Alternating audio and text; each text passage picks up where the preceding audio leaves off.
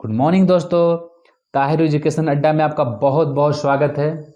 आज फिर हम लोग एक नई पहल के साथ, एक नए एमसीक्यू के साथ, जितने भी क्वेश्चंस हैं टोटल प्रीवियस ईयर क्वेश्चन हैं। देखिए क्वेश्चन तो हैं कम, लेकिन इतना एक्स्ट्रा फैक्ट मिलेगा आज के सेट में। और प्लीज़ आप लोग से रिक्वेस्ट है कि एक नोट्स बनाइए, हर क्वेश्चन को लिख कर उसका जितना भी क्वेश्चन पहले लिखिए, उसके बाद नीचे आंसर लिखिए और उससे जितने भी रिलेटेड रहेंगे एक्स्ट्रा फैक्ट उसको लिखिए। 1 महीना के बाद आप देखिएगा आपका एक बुक से अच्छा नोट्स बन जाएगा। तो प्लीज़, और जो भी जितने भी आंसर आएंगे आप कमेंट बॉक्स में बताइए, ठीक है। टोटल बीपीएससी, यूपी दरोगा, बिहार दरोगा, सबके लिए क्वेश्चन है, ठीक है। चलिए स्टार्ट करते हैं और कमेंट बॉक्स में बताइएगा जाकर। पहला प्रश्न है, किसे आंध्र भोज कहा जाता है? नोट डाउन कीजिएगा कॉपी में जरूर। किसे आंध्र भोज कहा जाता है? तो यह है कृष्णदेव राय। कृष्णदेव राय को आंध्र भोज कहा जाता है, ठीक है। विजयनगर साम्राज्य के बारे में जानते होंगे।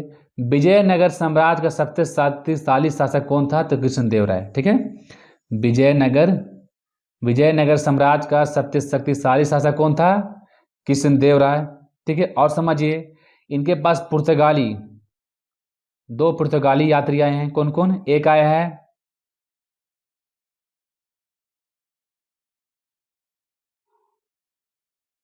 डोमिगोस पयास, ठीक है, और दूसरा आया बारबोसा। दोनों पुर्तगाली यात्री हैं, याद रखिएगा। डोमिगोस पयास और बारबोसा विजयनगर साम्राज्य में आए। किसके दरबार में? तो कृष्णदेव राय के दरबार में, ठीक है। और पॉइंट जानिएगा इनके बारे में।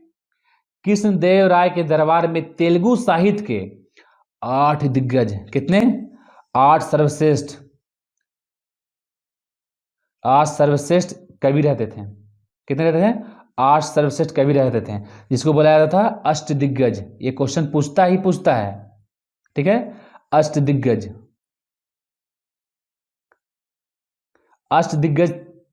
जो है किस राजा के से संबंधित है? तो अष्ट दिग्गज है कृष्णदेव राय के से संबंधित, ठीक है। और रही बात तेलुगु, जब कृष्णदेव राय का दरबार चलता था तो तेलुगु जो साहित्य है, तेलुगु भाषा जो है बहुत चरमो सीमा पर थी, ठीक है। तो तेलुगु के 8 सर्वश्रेष्ठ दिग्गज कवि रहते थे, ठीक है, इसलिए उनको अष्ट दिग्गज बोला जाता है। चलिए, और हम लोग जानेंगे इनका बुक के बारे में। एक बुक है, सबको नोट डाउन जरूर कीजिएगा, बहुत इंपॉर्टेंट बता रही, सब क्वेश्चन पूछा हुआ है। अमुक्त मलयाद, एक बुक है अमुक्त मलयाद जो तेलुगु में लिखा गया है, ठीक है। किसने लिखा? कृष्णदेव राय ने। एक बुक है एक और, जम्बावती कल्याणम, ये है संस्कृत में लिखा हो गया, याद रखिएगा। देखिए हम जो बोलेंगे उसी पर ध्यान रखिएगा, पेन अच्छा से चल नहीं पा रहा है। एक है अमुक्त मलयाद जो तेलुगु में लिखा गया, किसके द्वारा? तो कृष्णदेव राय के द्वारा लिखा गया है। एक है जम्बवती कल्याणम जो संस्कृत में लिखा गया है, ठीक है। और समझिए इनके बारे में हम लोग, तेनालीराम का नाम सुने होंगे, अभी सीरियल भी देता है कभी कभी। तेनालीराम जो रहते थे वो कृष्णदेव राय के दरबार में रहते थे, ठीक है। और इंपॉर्टेंट फैक्ट समझिएगा, बाबर जो जानते हैं, बाबर की आत्मकथा, बाबर ने अपनी आत्मकथा खुद लिखी है। बाबर की आत्मकथा जो है बाबरनामा है। क्या है? बाबरनामा। बाबर की आत्मकथा बाबरनामा किस भाषा में है? तो तुर्की भाषा में।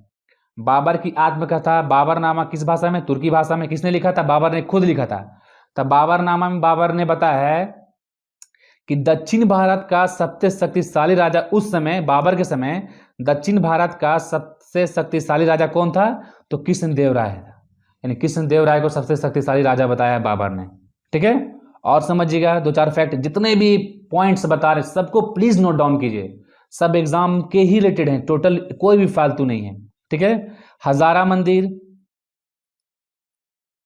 मंदिर प्लस, देखिए पूछा भाई सब क्वेश्चन है, विट्ठल स्वामी मंदिर, हजारा मंदिर प्लस विट्ठल स्वामी मंदिर का निर्माण किसने करवाया? तो इसने करवाया कृष्णदेव राय ने करवाया, ठीक है। आंध्र भोज कृष्णदेव राय को कहा जाता है। चलिए दूसरा प्रश्न है, शाहजहां ने किसे शाह बुलंद इकबाल की उपाधि दी है? ठीक है, शाहजहां ने किसे शाह बुलंद इकबाल की उपाधि दी गई? ये क्वेश्चन बीपीएससी में आ चुका है। ठीक है, शाह बुलंद इकबाल की उपाधि दी गई है किसे? 2 सेकंड का टाइम लगाइए, मन में आग बन करके सोचिए कि शाह बुलंद इकबाल की उपाधि किसे मिली गई है। चलिए, तो ये है दारा शिकोह। ठीक है, देखिए शाहजहां के 4 पुत्र हुए। शाहजहां के 4 पुत्र हुए। पहला जो पुत्र हुआ, सबसे बड़ा पुत्र हुआ दारा शिकोह। ठीक है, दूसरा पुत्र हुआ शुजा। ठीक है, तीसरा पुत्र हुआ मोहिउद्दीन। मोहिउद्दीन उर्फ औरंगजेब। मोहिउद्दीन इनका नाम था, औरंगजेब का नाम क्या था? मोहिउद्दीन। ठीक है, चौथा हुआ क्या? मुराद बख्श। मुराद बख्श। ठीक है, सबसे बड़ा पुत्र हुआ दारा शिकोह, उसके बाद शुजा, उसके बाद मोहिउद्दीन जिसको औरंगजेब बोलते थे, चौथा हुआ मुराद बख्श। ठीक है, तो दारा शिकोह सबसे प्रिय, शाहजहां का सबसे प्रिय पुत्र और सबसे बड़ा पुत्र था। ठीक, ये बहुत पढ़ा लिखा था, बहुत पढ़ा लिखा, और ये हर धर्म को मानता था। ये दारा शिकोह ने क्या किया? भगवत गीता, उपनिषद, रामायण सबका फारसी में अनुवाद करवाया। भगवत गीता का, उपनिषद का, रामायण का सबको किस भाषा में? फारसी भाषा में अनुवाद कराया दारा शिकोह ने। ठीक है, औरंगजेब का जो भाई हो गया दारा शिकोह, एक युद्ध हुई सामूगढ़ का युद्ध। सामूगढ़ का युद्ध 29 मई 1658 1658 में। ठीक है, औरंगजेब प्लस दारा शिकोह के बीच में। इसमें औरंगजेब की जीत होती है और दारा शिकोह की हार होती है। सामूगढ़ का युद्ध हुआ था, याद रखिएगा। ठीक है, ठीक है, और उसके बाद क्या करता औरंगजेब? क्या करता है? अपने भाई दारा शिकोह की हत्या करा देता है। मुड़ी कलम सर कलम करवा देता है दारा शिकोह। कौन करवाता है? औरंगजेब करवाता है। अभी 3 से 4-5 महीना पहले दारा शिकोह की कब्र को खोजा जा रहा था।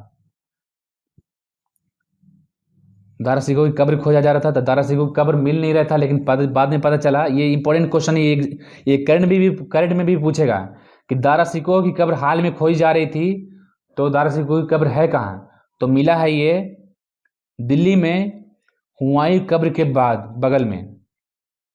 हुमायूं का जो कब्र है उसके बगल में, यानी दिल्ली में जो हुमायूं कब्र है उसके बगल में दारा शिकोह का भी कब्र मिला है, याद रखिएगा। चलिए, तो शाहजहां ने से शाह बुलंद की उपाधि दी थी किसको? दारा शिकोह को। किस मुस्लिम शासक के सिक्कों पर देवी लक्ष्मी का आकृत है? यानी किस शासक ने ऐसा सिक्का जारी किया जिसमें जो देवी लक्ष्मी हैं उनका चित्र बना है? बहुत इंपॉर्टेंट क्वेश्चन, ये आ चुका है क्वेश्चन, आंसर आपको लगाना है। तो ये है मोहम्मद गौरी। मोहम्मद गौरी के सिक्कों पर देवी लक्ष्मी का चित्र बना है। ठीक है, ये जो मोहम्मद गौरी हैं, ये संसवनी वंश से हैं, याद रखिएगा। संसवनी वंश। मोहम्मद गौरी किस वंश से? तो संसवनी वंश से है। चलिए, मोहम्मद गौरी का भारत में पहला आक्रमण कब हुआ? 1175 में हुआ। किस पर? तो मुल्तान पर। अभी मुल्तान कहाँ है? तो पाकिस्तान में है। मोहम्मद गौरी का भारत में पहला आक्रमण 1175 में मुल्तान पर हुआ, और उसमें ये जीत हासिल करता है इसका। ठीक है, दूसरा आक्रमण जो हुआ मोहम्मद गौरी का, वो 1178 में हुआ, गुजरात में। जितना भी फैक्ट है सब इंपॉर्टेंट है, सब एग्जाम में पूछा हुआ है। दूसरा आक्रमण मोहम्मद गौरी का भारत में कब हुआ? 1178 में। कहाँ हुआ? गुजरात में हुआ। किसके बीच में हुआ? तो गौरी प्लस भीम द्वितीय के बीच में हुआ। गौरी प्लस भीम द्वितीय के बीच में हुआ। इसमें गौरी की हार और भीम द्वितीय की जीत होती है। और एक और फैक्ट निकलता है क्या, कि कि भारत में गौरी की प्रथम हार कब हुई? तो 1178 में गुजरात में भीम द्वितीय के द्वारा। हमेशा याद रखिएगा बात ये। हम लोग जानते हैं तराइन का प्रथम युद्ध हुआ कब? तराइन का प्रथम युद्ध हुआ 1191 में हुआ। किसके किस बीच? गौरी प्लस पृथ्वीराज चौहान के बीच हुआ। इसमें पृथ्वीराज चौहान की जीत होती है और गौरी की हार होती है। साल भर के बाद सेकंड जो युद्ध हुआ तराइन का युद्ध हुआ सेकंड कब हुआ? 1192 में हुआ। किसके बीच हुआ? गौरी प्लस पृथ्वीराज चौहान के बीच हुआ। इसमें क्या होता है? पृथ्वीराज चौहान की हार और गौरी की जीत होती है। ठीक है। और एक और इंपॉर्टेंट है चंदावर का भी युद्ध, समझ लीजिएगा। जब हम चैप्टर बताएंगे तो समझ लीजिएगा, लेकिन एमसीक्यू में इतना बता रहे हैं, इतना समझिएगा। चंदावर का युद्ध 1194 में हुआ। किसके बीच हुआ? तो गौरी प्लस जयचंद के बीच में हुआ। जयचंद के बीच हुआ। जयचंद की हार और गौरी की जीत होती है। ठीक है। और इसने सिक्कों पर लक्ष्मी देवी हैं उनका चित्र अंकित किया था। एक साइड में एक सिक्के का जो दो पहलू होता है, एक साइड में लक्ष्मी की मूर्ति और दूसरे साइड में ये क्या करवाता है? ये कलमा खुदवाता है। ठीक है। कलमा जो इस्लाम धर्म से संबंधित है। एक साइड में लक्ष्मी देवी की मूर्ति है, दूसरे साइड में कलमा लिखवाता है। ठीक है। और इनकी जो मोहम्मद गौरी की जो मृत्यु हुई है, खोखरी जनजाति ने इनकी हत्या कर दी है 1206 में। याद रखिएगा, जितने भी फैक्ट बताए हैं प्लीज नोट डाउन कीजिए और सब इंपॉर्टेंट है ये। स्वामी सहजानंद सरस्वती ने एक पत्रिका प्रकाशन किया जिसका नाम क्या है? ये 66वां बीपीएससी की पीटी में आया है। आप लोग जो दिए होंगे आप लोग जानते हैं। स्वामी सहजानंद की पत्रिका का नाम क्या था? तो ये था हुंकार। क्या था? हुंकार। ये 66वां बीपीएससी पीटी में आया है। 2 से 4 महीना के बाद 67वां बीपीएससी आएगा पीटी, इसलिए पहले से आप लोग तैयार रहिए। ठीक है। ये हुंकार था, इनके द्वारा हुंकार लिखा गया स्वामी सहजानंद सरस्वती के द्वारा। देखिए हम लोग जान जाएंगे स्वामी सहजानंद सरस्वती के बारे में। हम तीसरे वीडियो में इनके बारे में बता चुका है। देखिए अखिल भारतीय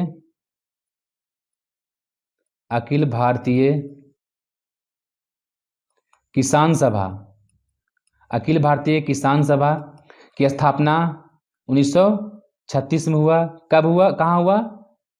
लखनऊ में हुआ। कब हुआ? 1936 में। अखिल भारतीय किसान सभा 1936 में कहाँ हुआ? लखनऊ में हुआ। इसी में स्वामी सहजानंद इसके अध्यक्ष बने।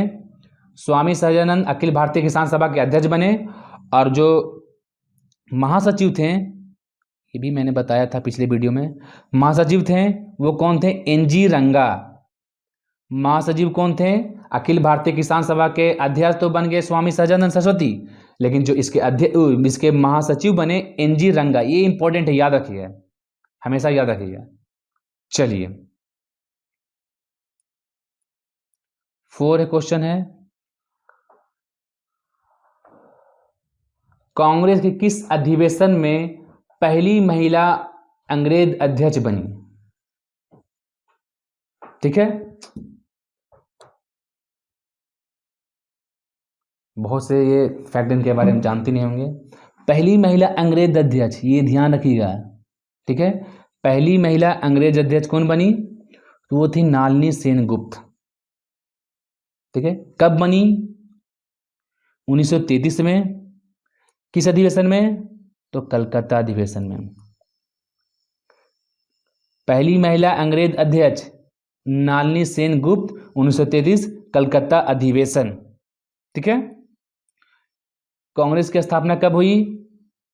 28 दिसंबर 1885 में। 28 दिसंबर 1885 में हुई। किसने किया? A.O. ह्यूम ने किया। कहाँ किया? मुंबई में किया। A.O. ह्यूम को जानते हैं हम लोग, हार्मिट ऑफ शिमला के नाम से जाना जाता है। A.O. ह्यूम को हार्मिट ऑफ शिमला के नाम जाना जाता है, यानी शिमला का सन्यासी बोला जाता है। क्वेश्चन आएगा कि शिमला का सन्यासी किसे कहा जाता है? तो A.O. ह्यूम को बोला जाता है। ठीक है। पहली अंग्रेज अध्यक्ष नलिनी सेन गुप्त। कब? 1933 कलकत्ता अधिवेशन। चलिए, छठा है, इंपॉर्टेंट है, ये भी क्वेश्चन आ चुका है पिछले बार में। राष्ट्रपति का पद किसी कारणवश अगर खाली हो जाए तो उपराष्ट्रपति राष्ट्रपति के रूप में काम करेगा किस अनुच्छेद के तहत? सेकंड सिटिंग में दरोगा में पूछा है 2019 वाले में। तो इस कौन सा आर्टिकल है ये? तो ये है 65 आर्टिकल में ये बताया गया है कि राष्ट्रपति अगर कोई कारणवश राष्ट्रपति का पद खाली है तो उपराष्ट्रपति राष्ट्रपति के रूप में काम करेगा। ठीक है, किस आर्टिकल के तहत? तो 65 आर्टिकल के तहत।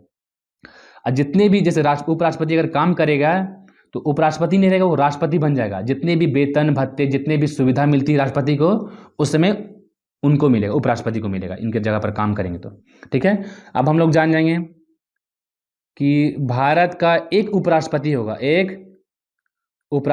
आर्टिकल 63 में बताया गया है कि भारत में एक उपराष्ट्रपति होगा। किस अनुच्छेद में? आर्टिकल 63 में बताया गया, याद रखिएगा। ठीक है, देखिए हम जो बोलेंगे उसको नोट डाउन करते रहेगा। उपराष्ट्रपति जो है राज्यसभा का, किसका?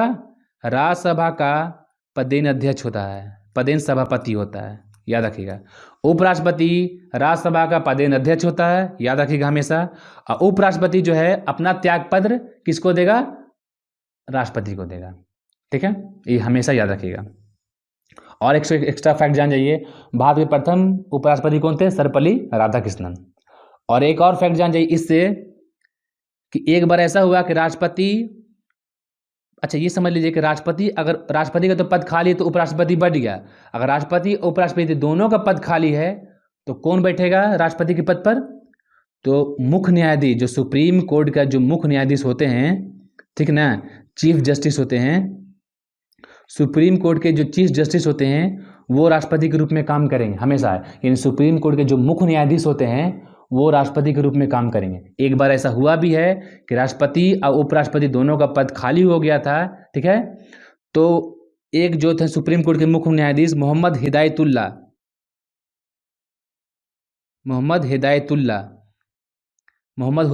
ने क्या किया था कि उपराष्ट्रपति, ये सुप्रीम कोर्ट के अध्यक्ष थे, ठीक है, ये क्या किए? राष्ट्रपति के रूप में काम किए। तो एकमात्र ऐसे सुप्रीम कोर्ट के मुख्य न्यायाधीश हैं जिन्होंने राष्ट्रपति के रूप में काम किया। ठीक है, और इनके बारे में एक और फैक्ट जान जाइए कि एकमात्र व्यक्ति थे जो भारत के मुख्य न्यायाधीश के रूप में भी काम किए हैं। कौन? हिदायतुल्ला जो हैं ये मुख्य न्यायाधीश के रूप में भी काम किए हैं और राष्ट्रपति के रूप में भी काम किए हैं और उपराष्ट्रपति भी बने हैं।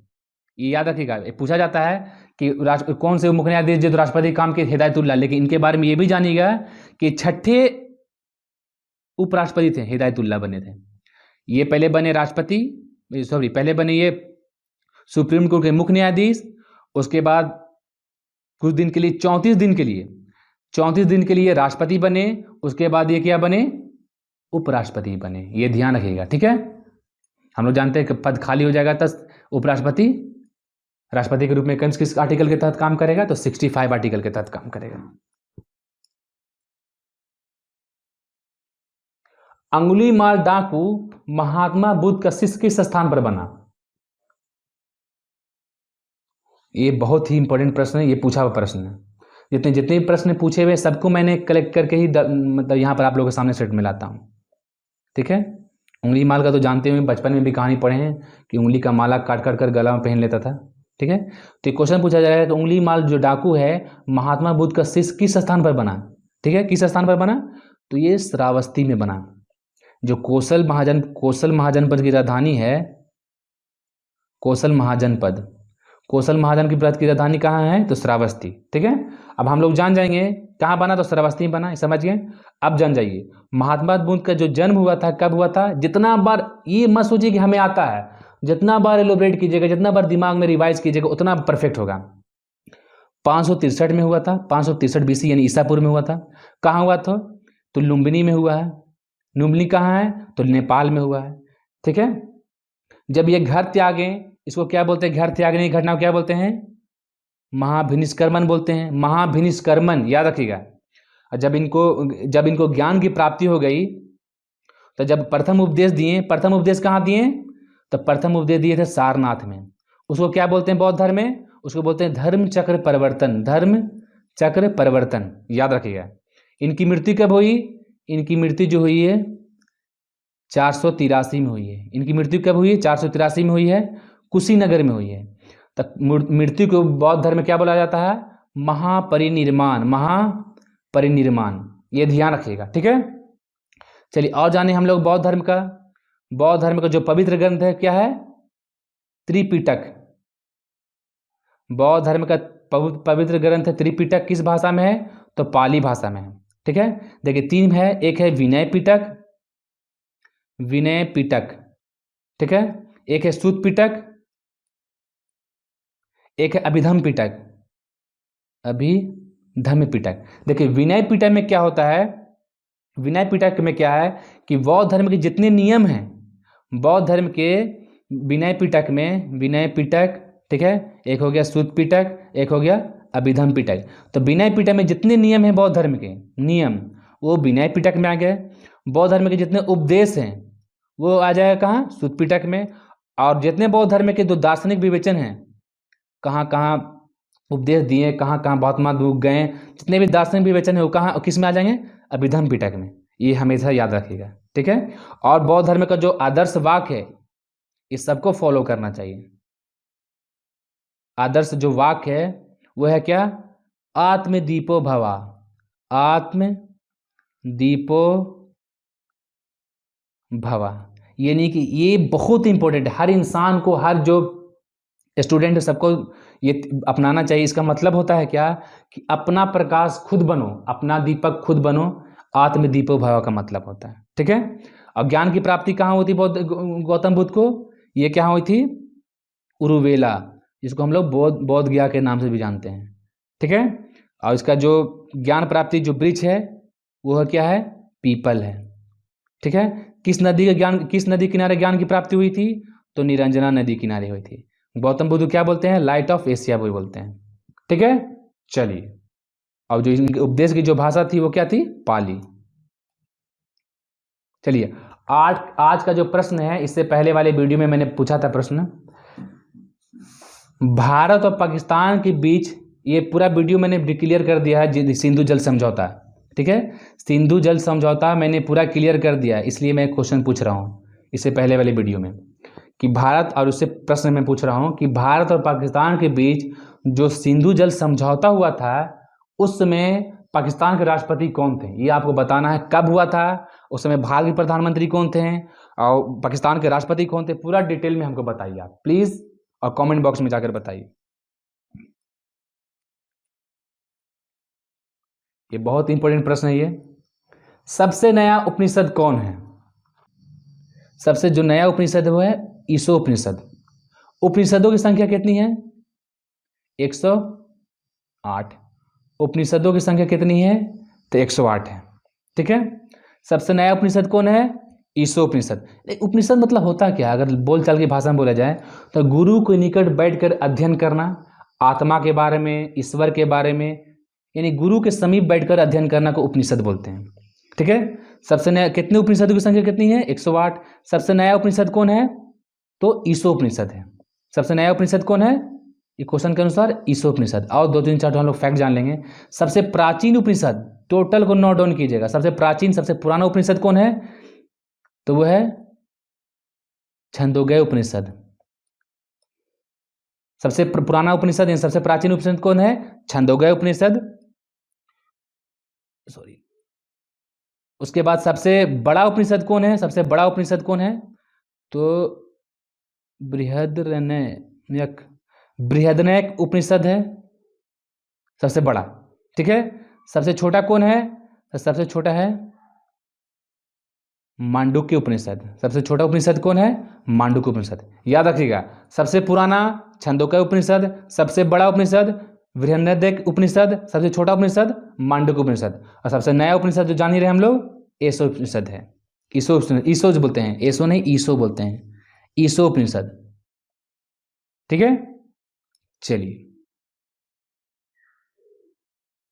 ये बहुत इंपॉर्टेंट है। किस तीर्थंकर को आदिनाथ भी कहा जाता है? एकदम मोस्ट मोस्ट मोस्ट इंपॉर्टेंट है ये, ठीक है। किस तीर्थंकर को आदिनाथ कहा जाता है? तो ऋषभ देव को आदिनाथ कहा जाता है, ठीक है। जैन धर्म के संस्थापक थे कौन? संस्थापक किस धर्म के? तो जैन धर्म के। कौन थे? ऋषभ देव। जैन धर्म के संस्थापक ऋषभ देव थे, ठीक है। जैन धर्म में कितने टोटल तीर्थंकर हुए? तो 24। जो अंतिम हुए वो महावीर हुए, ठीक है। हम लोग को अभी जानना है किसके बारे में? आदिनाथ किसको कहा जाता है? ऋषभ देव को कहा जाता है, जो जैन धर्म के संस्थापक भी हुए, ठीक है। अब समझना है, इनका जो जन्म हुआ, ऋषभ देव का जो जन्म हुआ वो हुआ अयोध्या में हुआ है। कहाँ हुआ है? अयोध्या में हुआ है। इनका प्रतीक चिन्ह क्या है? साण। इनका प्रतीक चिन्ह क्या है? साण। ज्ञान की प्राप्ति कहाँ हुई इनकी हुई है? तो कैलाश पर्वत पर। ज्ञान की प्राप्ति कैलाश पर्वत पर हुई है। सबको नोट डाउन कीजिएगा, ज्ञान की प्राप्ति कैलाश पर्वत पर हुई है, ठीक है। और सबसे मोस्ट इनके बारे में जानेंगे कि ऋषभ देव के बारे में जो है ना, हम लोग ऋग्वेद में जो हम लोग है ना, ऋग्वेद में भी ऋषभ देव के बारे में नाम आया है। ऋषभ देव का नाम ऋग्वेद में भी आया, याद रखिएगा। और इनका एक पुत्र था, ठीक है। इनका एक पुत्र है गोमतेश्वर। इनके एक पुत्र हैं गोमतेश्वर, जिनको बाहुबली के नाम से भी जाना जाता है। बाहुबली ऋषभ देव के पुत्र हैं गोमतेश्वर, जिनको बाहुबली के नाम से भी जाना जाता है। इनकी जो मूर्ति है, बाहुबली की जो मूर्ति है, वो कर्नाटक के श्रवणबेलगोला में है। कर्नाटक के श्रवणबेलगोला में है। और बाहुबली की मूर्ति पर जो है ना, ठीक है, हर एक 12 साल पर महाजलाभिषेक होता है, ठीक है। महाजलाभिषेक किनकी मूर्ति पर होता है? यानी गोमतेश्वर बोलिए या बाहुबली बोलिए, उनकी मूर्ति पर प्रत्येक 12 साल पर महाजलाभिषेक होता है। पिछले बार कब हुआ था? तो पिछले बार हुआ था 2018 में हुआ था। अब कब होगा नेक्स्ट? 2030 में होगा, ये याद रखिएगा, ठीक है। कितनी फीट की मूर्ति है ये? तो 18 फीट ऊंची मूर्ति है, ठीक है। चलिए,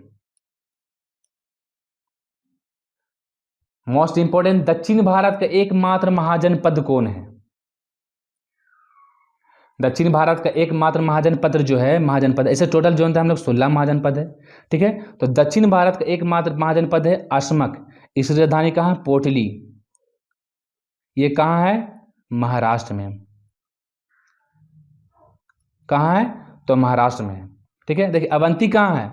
अवंती कहाँ है? तो अवंती उज्जैन, यानी अवंती कहाँ है? उज्जैन में है। अवंती कहाँ है?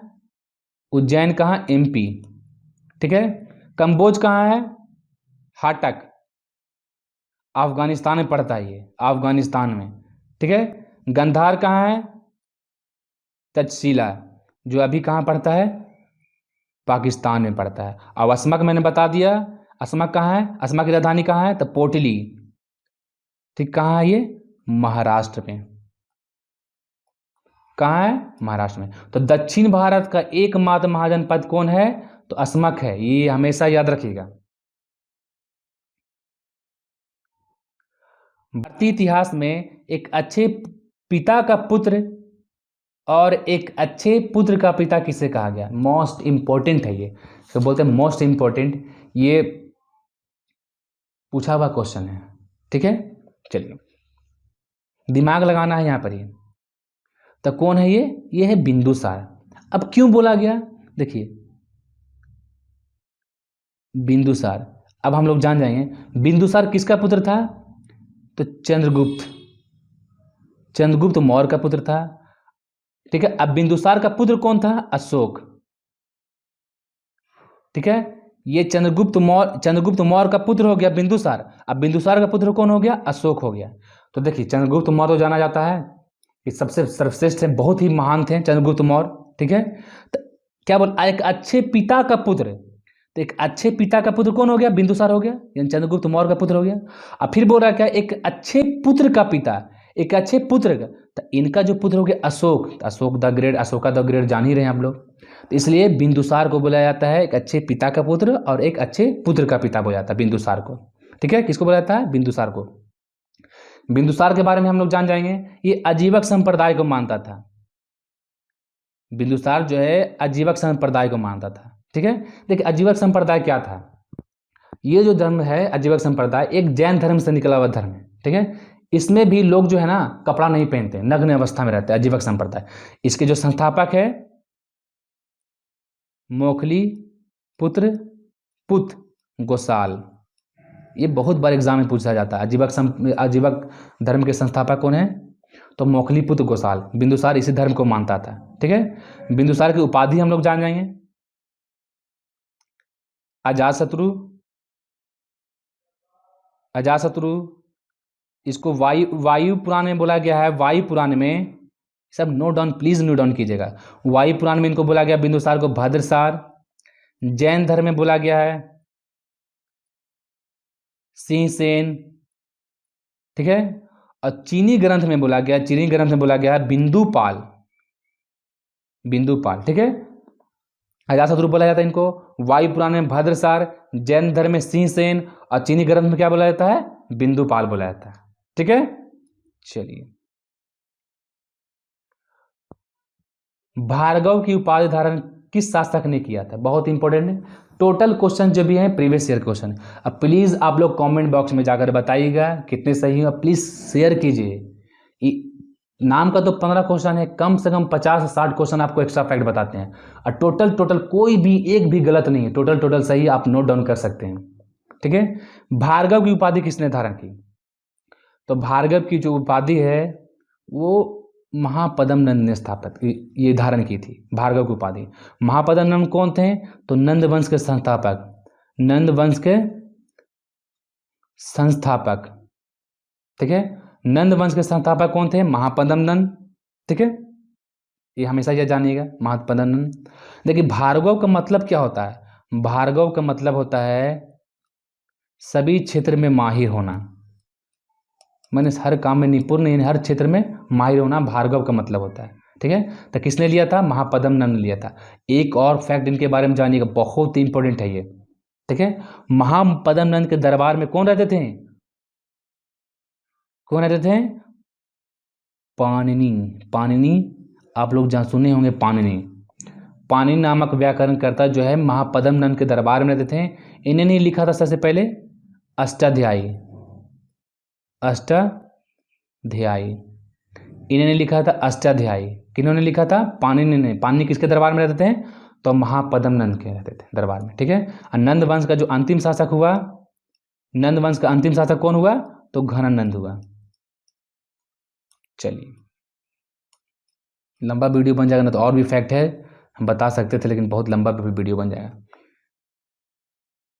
चलिए पहल योजना कब शुरू की? देखिए 10-12 दो करंट ऐसा होता है, जैसे कि पहल योजना हो गया, ये क्या उसको बोलते हैं, जो अटल बिहारी पेंशन योजना हो गया, उज्ज्वला योजना हो गया, ये सब कभी जो करंट होता है ना वो कभी पुराना नहीं होता, ये हमेशा याद रखिएगा, हर एग्जाम में पूछा जाता है। पहल योजना की शुरुआत कब हुई? ठीक है, तो पहल योजना की शुरुआत जो हुई है 1 जनवरी 2015 को हुई है। ये पहल योजना था किससे, है किससे, सॉरी, ये एलपीजी सिलेंडर से। ठीक है, होता क्या है इसमें है कि एलपीजी सिलेंडर जो सब्सिडी लेते हैं उनका जो पैसा जो सीधे है वो उपभोक्ताओं के बैंक खातों में आना है।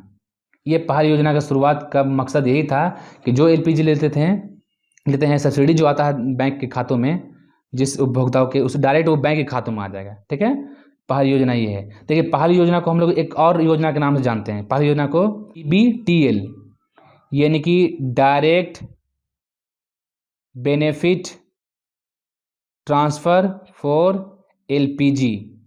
ठीक है, direct benefit transfer for LPG पहल योजना को नाम से जाना जाता है। इसकी शुरुआत 1 जनवरी 2015 में हुई है, याद रखिएगा,